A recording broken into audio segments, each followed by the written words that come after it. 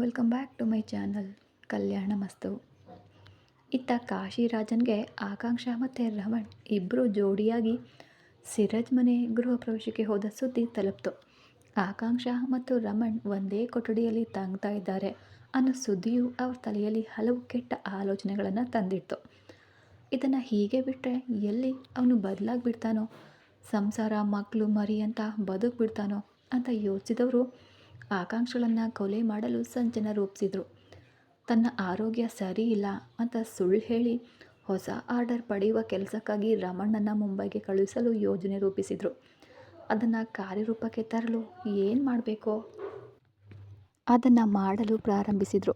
ತನ್ನೊಂದಿಗಿದ್ದ ಸ್ನೇಹಿತರ ಜೊತೆ ಮಾತನಾಡಿ ಮುಗಿಸಿ ಹಿಂತಿರುಗುವಾಗ ಅಲ್ಲಿ ಆಕಾಂಕ್ಷ ತನ್ನ ಅತ್ತೆಯೊಂದಿಗೆ ಮಾತನಾಡ್ತಾ ಇರೋದನ್ನು ಕಂಡ ರಮಣ್, ಬಂಧುಗಳ ನಡುವೆ ನಾವು ಬದುಕ್ತಾ ಇರುವ ರೀತಿ ಸರಿಯಲ್ಲ ಅಂತ ಯೋಚಿಸಿದವನು ತನ್ನ ಸ್ನೇಹಿತರ ಬಳಿ ಮಾತನಾಡಿ ಮುಗಿಸಿ ಹಿಂತಿರುಗುವಾಗ ಅಲ್ಲಿ ಆಕಾಂಕ್ಷ ಕೋಪದಿಂದ ಹೋಗ್ತಾ ಇರೋದನ್ನು ಕಂಡ.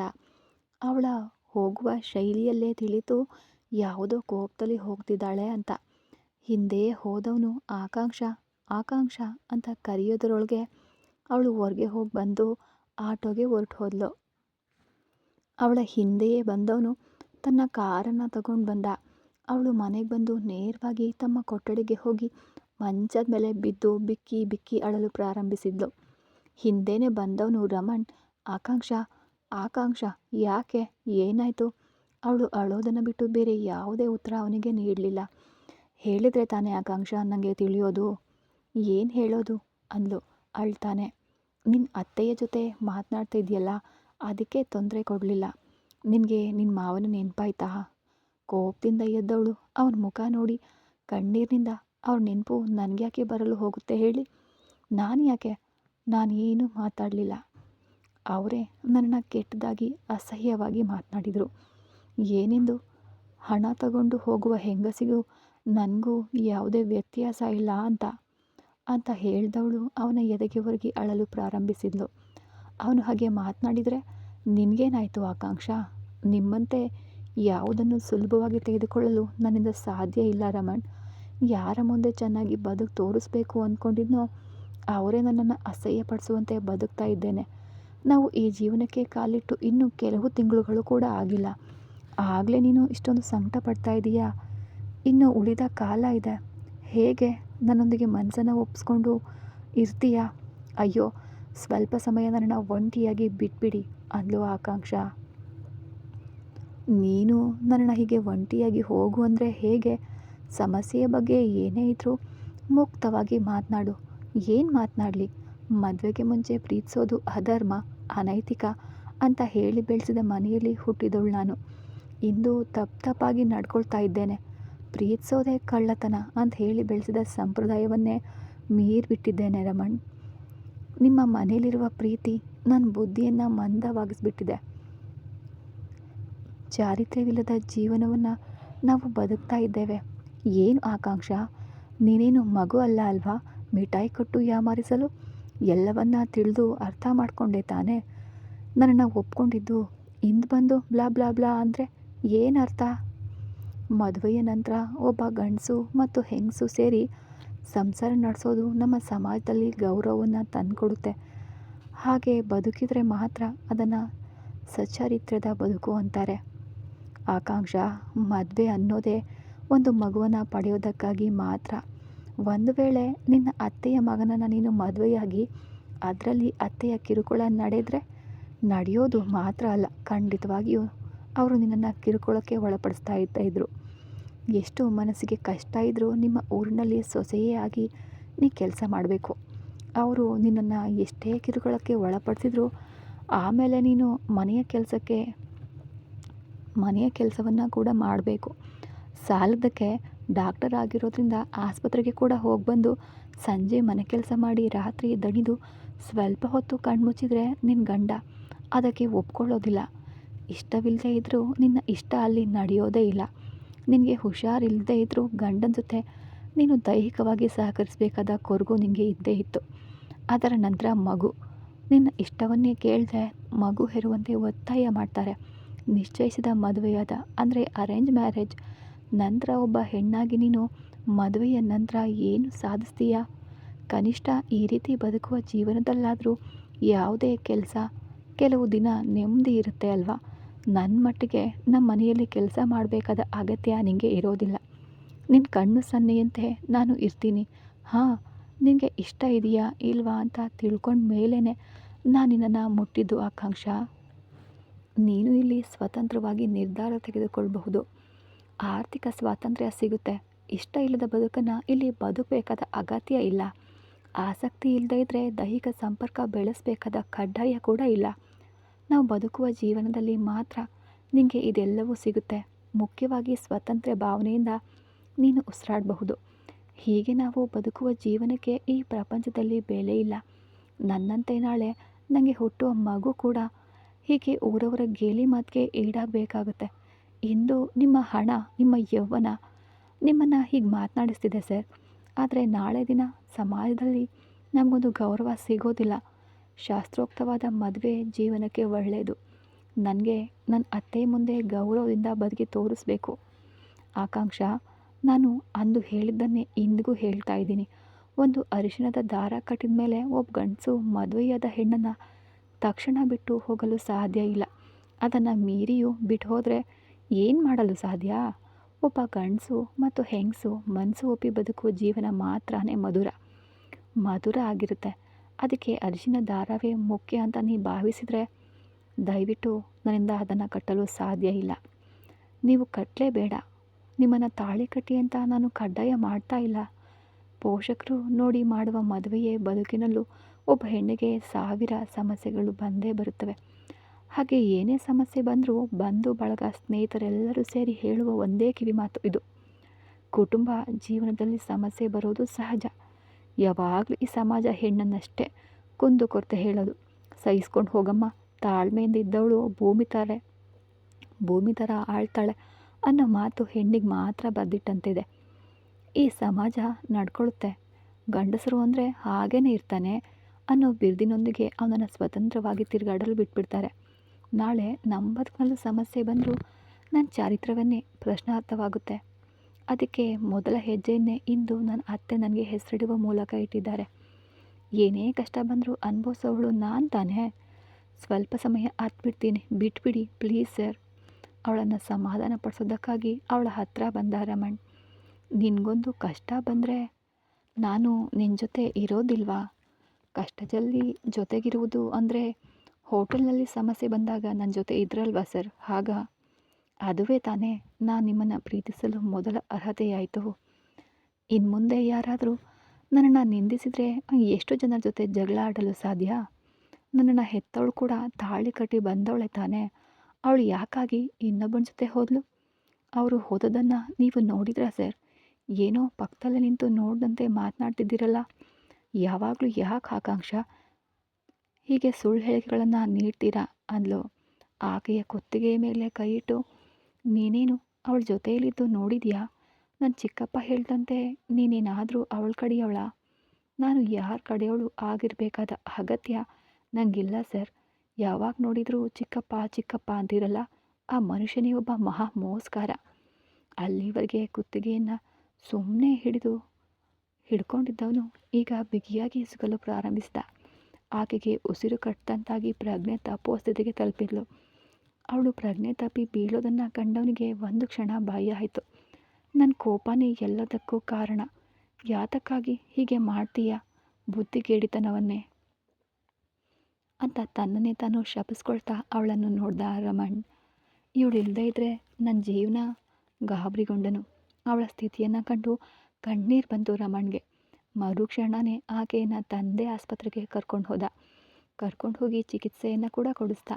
ಅವಳು ಆ ಆಸ್ಪತ್ರೆಯ ಒಡೆಯನ ಪ್ರೇಯಸಿ ಅನ್ನೋದನ್ನು ಮೀರಿ ರಮಣ್ ಒಬ್ಬ ಹೆಣ್ಣಿಗೆ ಎಷ್ಟು ಪ್ರಾಮುಖ್ಯತೆಯನ್ನು ನೀಡ್ತಾನೆ ಅನ್ನೋ ಕಾರಣಕ್ಕೆ ಆಸ್ಪತ್ರೆಯಲ್ಲಿದ್ದ ಮುಖ್ಯ ವೈದ್ಯರೆಲ್ಲರೂ ಬಂದು ಆಕೆಯನ್ನು ಒಮ್ಮೆ ತಪಾಸಣೆ ಮಾಡಿ ಹೋದರು. ಬರೀ ಭಯಕ್ಕೆ ಅಷ್ಟೇ, ಬೇರೇನು ತೊಂದರೆ ಇಲ್ಲ ಅಂತ ತಿಳಿದ ಮೇಲೆ ಅವನಿಗೆ ಸಮಾಧಾನ ಆಯಿತು. ಕೆಲವು ಗಂಟೆಗಳ ನಂತರ ಕಣ್ಣು ತೆರೆದೆ ಆಕೆ ಎದುರು ತಲೆಯ ಮೇಲೆ ಕೈ ಇಟ್ಟು ಕುಳಿತಿದ್ದ ಅವನನ್ನು ಕಂಡ್ಳು. ನಾನು ಎಲ್ಲಿದ್ದೇನೆ ಅಂತ ಸುತ್ತಲೂ ನೋಡಿ ನಾನು ಆಸ್ಪತ್ರೆಯಲ್ಲಿದ್ದೇನೆ ಅಂತ ಅರ್ಥ ಮಾಡಿಕೊಂಡವಳು ಅವನು ಕುಳಿತಿದ್ದ ಸ್ಥಿತಿಯನ್ನು ಕಂಡು ಆಕೆಗೆ ಅವನ ಮೇಲೆ ಮರುಕ ಹುಟ್ಟಿತು. ಅವನು ಕುತ್ತಿಗೆನ ಬಿಗಿಯಾಗಿ ಎಸಗಿದ್ರಿಂದ ಆಕೆಗೆ ತಕ್ಷಣ ಮಾತನಾಡಲು ಸಾಧ್ಯ ಆಗಲಿಲ್ಲ. ಅವನೇ ಮಾತಾಡಲಿ ಅಂತ ಅವನನ್ನೇ ನೋಡ್ತಾ ಮಲಗಿದ್ಲು ಆಕಾಂಕ್ಷ. ಅವಳು ಏನು ಮಾಡ್ತಿದ್ದಾಳೆ ಅಂತ ನೋಡಲು ಪ್ರಜ್ಞೆ ಬಂದವನು ಆಕೆಯತ್ತ ನೋಡಿದಾಗ ಅವಳು ಕಣ್ತೆರೆದು ನೋಡ್ತಾ ಇದ್ಲು. ಅವಳನ್ನು ನೋಡಿ ಮಾತನಾಡಲು ಅವನಿಗೆ ನಾಲಿಗೆನೇ ಬರಲಿಲ್ಲ. ಕೊನೆಗೆ ಕ್ಷಮಿಸು ಆಕಾಂಕ್ಷ. ಅವಳು ತನ್ನ ಮುಖವನ್ನು ಇನ್ನೊಂದು ಬದಿಗೆ ತಿರುಗಿಸ್ಕೊಂಡ್ಳು. ಅವನಿಗೆ ತುಂಬ ಕಷ್ಟ ಆಯಿತು.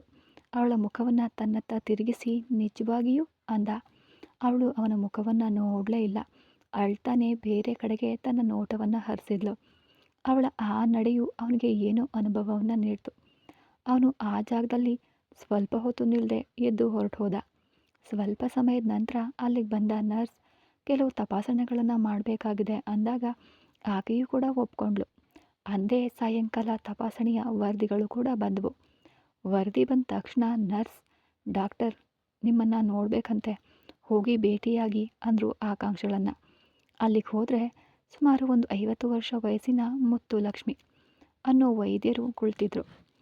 ಅವರ ನೋಡ್ತಲಿದ್ದ ಸಂಶೋಧನಾತ್ಮಕ ಭಾವನೆಯನ್ನು ಅರಿತ ಆಕಾಂಕ್ಷ, ಹೇಳಿ ಡಾಕ್ಟರ್, ಯಾಕಾಗಿ ಹಾಗೆ ನೋಡ್ತಾ ಇದ್ದೀರಾ ಅಂದ್ಲು. ನಿಮ್ಮನ್ನು ನಾನು ಎಲ್ಲೋ ಮುಂಚೆನೇ ನೋಡಿದ ನೆನಪು. ನೀವು ರಮಣ್ಗೆ ಏನಾಗಬೇಕು ಅಂದರು ಡಾಕ್ಟರ್. ಅದನ್ನೇ ತಾನೇ ನಾನು ಅವನನ್ನು ಕೇಳ್ತಾ ಇದ್ದೀನಿ ಅಂತ ಅವಳ ಮನಸ್ಸಿನಲ್ಲೇ ಅಂದ್ಕೊಂಡ್ಳು ಆಕಾಂಕ್ಷ. ಅದನ್ನು ಹೊರಗೆ ಹೇಳಿದೆ. ನಾವಿಬ್ಬರು ರಿಲೇಷನ್ಶಿಪ್ನಲ್ಲಿದ್ದೇವೆ ಡಾಕ್ಟರ್. ಬಹುಶಃ ನನ್ನನ್ನು ಮತ್ತು ಅವರನ್ನು ಒಟ್ಟಿಗೆ ಯಾವುದಾದ್ರೂ ವಿಡಿಯೋದಲ್ಲಿ ನೀವು ನೋಡಿರಬಹುದು ಅಂದ್ಲು. ಹೋ, ನೀವೇನಾ ಆ ಹುಡುಗಿ? ಅದರ ನಂತರವೇ ಇಬ್ಬರು ಒಂದೇ ಮನೆಯಲ್ಲಿದ್ದೀರಾ? ಈ ರಿಲೇಷನ್ಶಿಪ್ ಹೀಗೆ ಮುಂದುವರಿಯುತ್ತಾ ಅಥವಾ ಇಲ್ಲಿಗೆ ಮುಗಿದು ಹೋಗುತ್ತಾ ಅಂತ ಕೇಳಿದ್ಲು. ಮುಂದುವರಿಬೇಕು ಅಂತೆ ಅಂದ್ಕೊಂಡಿದ್ದೀನಿ ಡಾಕ್ಟರ್ ಅಂದ್ಲು ಆಕಾಂಕ್ಷ. ನೀವು ಏನು ಓದಿದ್ದೀರಮ್ಮ ಅಂತ ಡಾಕ್ಟರ್ ಕೇಳಿದ್ದು.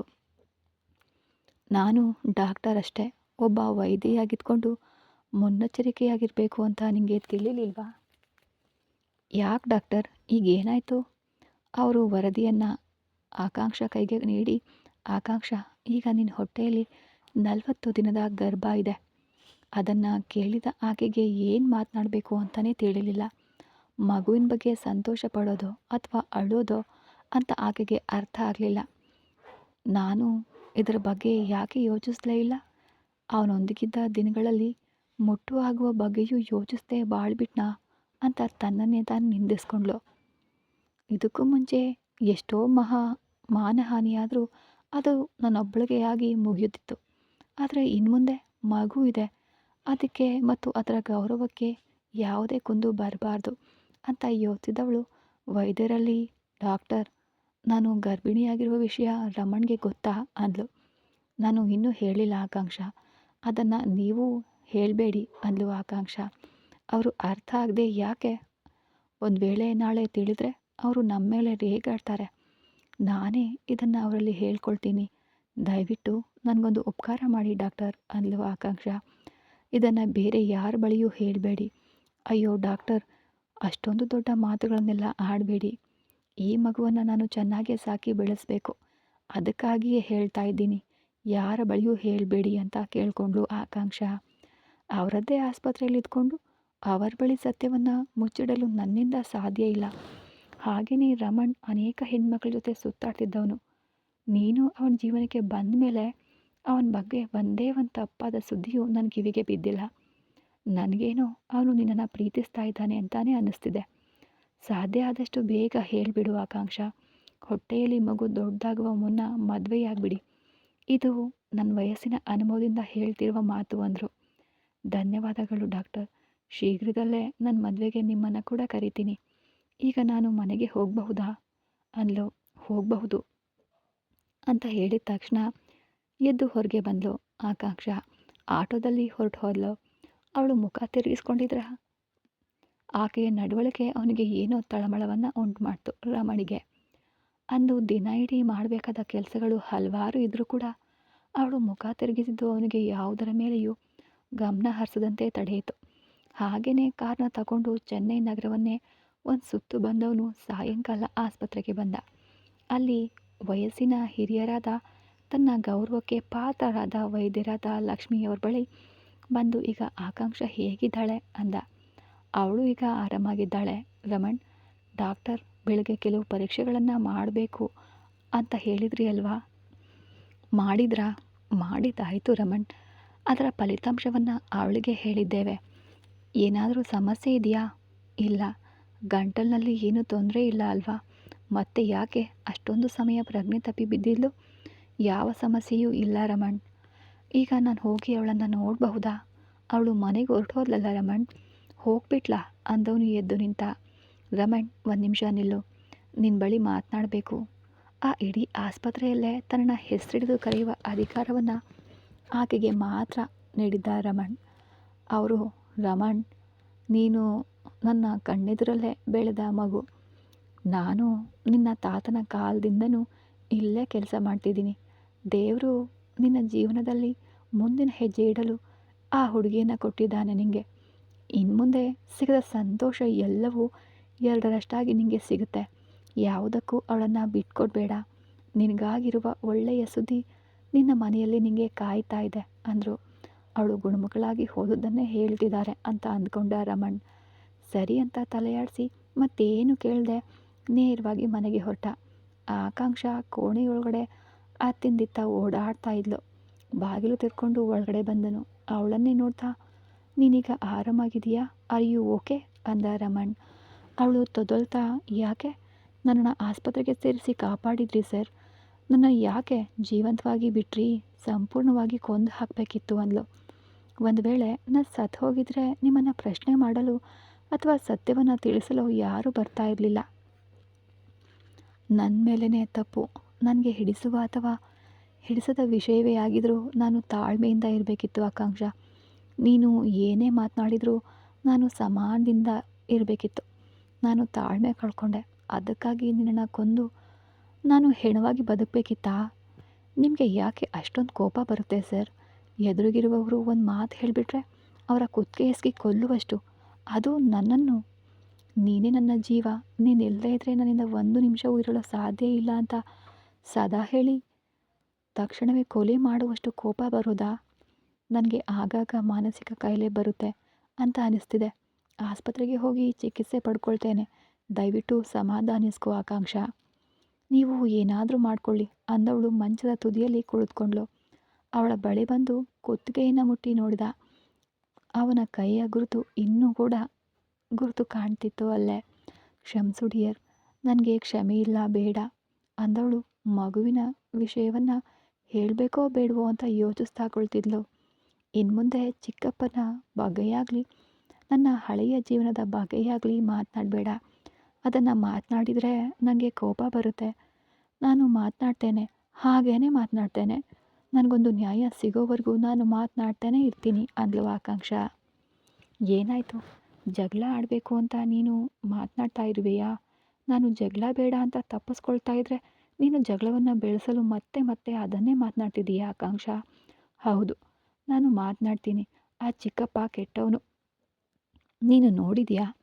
ಅವರು ನನ್ನನ್ನು ಹೆತ್ತವಳಂತೆ ರಸ್ತೆಯಲ್ಲಿ ಬಿಟ್ಟು ಹೋಗಿದ್ರೆ ಈಗ ಈ ರೀತಿಯ ಒಬ್ಬನನ್ನು ನೀನು ನೋಡಲು ಸಾಧ್ಯ ಇರ್ತಿರ್ಲಿಲ್ಲ ಅಂದ ರಮಣ್.